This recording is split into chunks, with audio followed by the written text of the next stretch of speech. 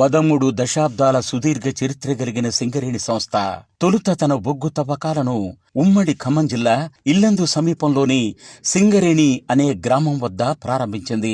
నాడు Singareni collieries company limited పేరు Hyderabad Deccan company. తొలినాళ్లలో నాటి బ్రిటిష్ ఇంజనీర్లు, అధికారులు బొగ్గు తవ్వకాలను నిర్వహించారు. ఇల్లందు ఏరియాలో వారి నివాసం కోసం మరియు గనులు, కార్యాలయాల కోసం బ్రిటిష్ నిర్మాణ శైలిలో అనేక భవనాలను నిర్మించారు. నాడు వారు నిర్మించిన భవనాలు కొన్ని నేటికి చెక్కు చెదరకుండా ఉండడం విశేషం. ఇదిగో ఇప్పుడు మీరు చూస్తున్న ఈ ఫోటో దాదాపు 100 సంవత్సరాల క్రితం బ్రిటిష్ అధికారులు కార్మికుల వైద్య సేవల కోసం నిర్మించిన ఆసుపత్రి భవనం. 1928లో సింగరేణిని సందర్శించిన ఒక బ్రిటిష్ ఫోటోగ్రాఫర్ ఇల్లెందులోని నాడు కొత్తగా నిర్మించిన అనేక భవనాలను ఫోటోలుగా తీశారు. ఈ ఫోటో కూడా ఆనాటిదే.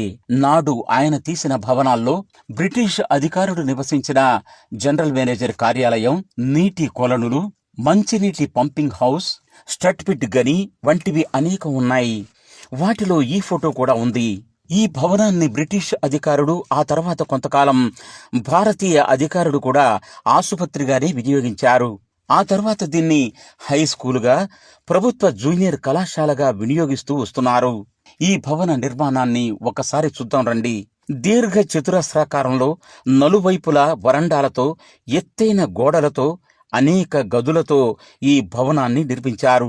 నాడు సున్నంతో నిర్మించిన రాతి గోడలు ఇప్పటికీ చెక్కు చెదరకుండా ఉండడం విశేషం. 100 ఏళ్ల నాటి ఈ నిర్మాణం చూస్తుంటే ఇదే భవనంలో కదా నాడు మన పూర్వ కార్మికులు, వారి తరాలు వైద్య సేవలు పొందారు అనే అనుభూతి కలగక మానదు.